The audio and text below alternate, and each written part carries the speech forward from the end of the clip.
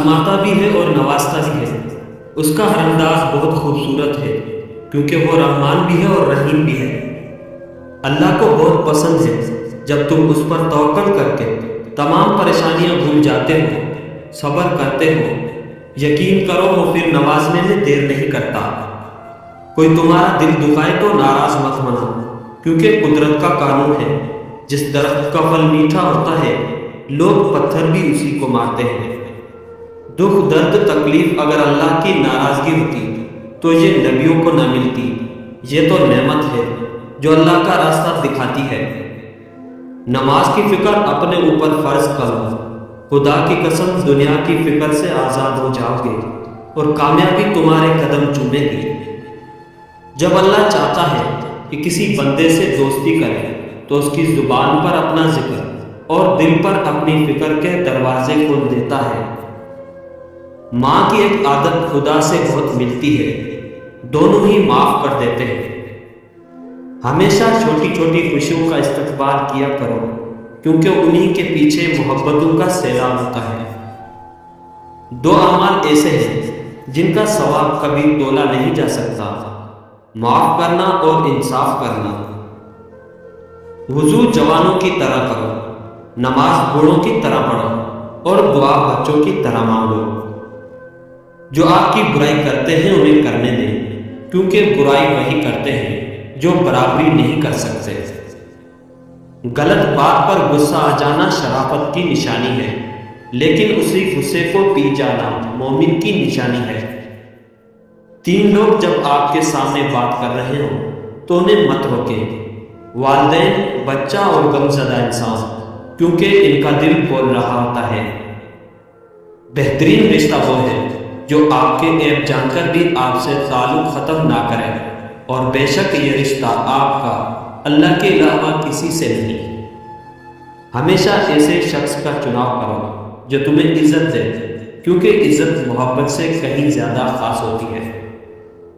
ہمارا اللہ تو کبھی بھی کچھ بھی کر سکتا ہے، تو پھر تم سے کس نے کہہ دیا کہ جو فوراً نہ ملے وہ پھر دوبارہ کبھی نہیں ملتا؟ مشکلات ہمیشہ بہترین لوگوں کے حصے میں آتی ہیں، کیونکہ وہ اس کو بہترین طریقے سے انجام دینے کی صلاحیت رکھتے ہیں۔ اگر کسی کی تکلیف دیکھ کر تمہیں تکلیف ہونے لگے تو سمجھ لینا تم اللہ کے بنائے بہترین انسان ہو۔ کامیابی کی پہلی سیڑھی کوشش ہے، کوشش سے غلطی، غلطی سے سبق، سبق سے تجربہ اور تجربے سے کامیابی حاصل ہوتی ہے۔ رسول اللہ صلی اللہ علیہ وسلم نے فرمایا، جو مسلمان کسی بھی تکلیف میں گرفتار ہوتا ہے تو اللہ تعالیٰ اس کی وجہ سے اس کے گناہ اس طرح جھاڑ دیتے ہیں جیسے درخت کے پتے جھڑ جاتے ہیں۔ اپنے اندر اتنی ہمت پیدا کرو کہ کل آپ جن کے لیے مذاق تھے آج آپ ان کے لیے مثال بن جاؤ۔ اکیلے ہونے کی سب سے اچھی بات یہ ہے کہ جب پریشان ہو، آپ اداس ہو، آپ کو سننے والا صرف آپ کا اللہ ہوتا ہے۔ تم کسی کے ساتھ بھلائی کرو، تمہیں اس کا بدلہ برائی کی صورت میں ملے تو سمجھ لو کہ تمہاری نیکی قبول ہو گئی۔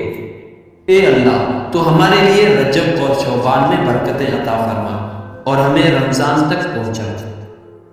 میں بہت خوش ہوں کیونکہ مجھے کسی سے کوئی امید نہیں ہے سوائے اللہ پاک کی ذات سے۔ وہی میرا رب ہے، وہی میرا سب ہے۔ لوگ تمہیں بدنام کرنے کی لاکھ کوشش کریں گے، لیکن یاد رکھنا عزت اور ذلت اللہ کے ہاتھ میں ہے۔ کسی کو معاف کر کے اچھا بن جاؤ، مگر دوبارہ اعتبار کر کے بے وقوف نہ بنا۔ دنیا میں دو طرح کے دکھ ہیں، وہ جو تمہیں توڑ دیتے ہیں اور ایک وہ جو تمہاری زندگی بدل دیتے ہیں۔ محبت کبھی خاص لوگوں سے نہیں ہوتی، جن سے ہوتی ہے وہی خاص بن جاتے ہیں۔ اگر تم اپنے رب پر بہت بھروسہ رکھتے ہو تو یہ جان لو کہ تمہارا رب اس بھروسے کو کبھی ٹوٹنے نہیں دے گا۔ صرف دو لوگ آپ کو صحیح طرح سمجھ سکتے ہیں، ایک وہ جو آپ کے حالات سے گزرا ہو اور دوسرا وہ جو آپ سے شدید محبت کرتا ہو۔ جب تم پر کوئی مشکل آ جائے تو کسی کا احسان نہ لو، کیونکہ مصیبت 4 دن کی ہوتی ہے اور احسان زندگی بھر کا۔ جو شخص تمہارے خون میں سے نہ ہو مگر پھر بھی تم کو عزت دے اور پیار دے تو بے شک وہ تمہارے لیے بہترین رشتہ ہے۔ سب سے بہترین صبر وہ ہے جو تم نے اللہ کی رضا کے لیے کیا۔ شاید تمہیں وہ چیز ناگوار ہو جو تمہارے لیے اچھی ہو، اور شاید تمہیں وہ چیز پسند ہو جو تمہارے لیے بری ہو۔ اللہ جانتا ہے اور تم نہیں جانتے۔ ایک دن سونے نے لوہے سے کہا، ہم دونوں ہی لوہے کی ہتھوڑی سے پٹتے ہیں، پر تم اتنا چلاتے کیوں ہو؟ لوہے نے بولا، جب اپنا ہی اپنے کو مارتا ہے تو درد زیادہ ہوتا ہے۔ اگر تم اس وقت مسکراتے ہو جب تم پوری طرح ٹوٹ چکے ہو تو یقین جانو دنیا میں تمہیں کبھی کوئی نہیں توڑ سکتا۔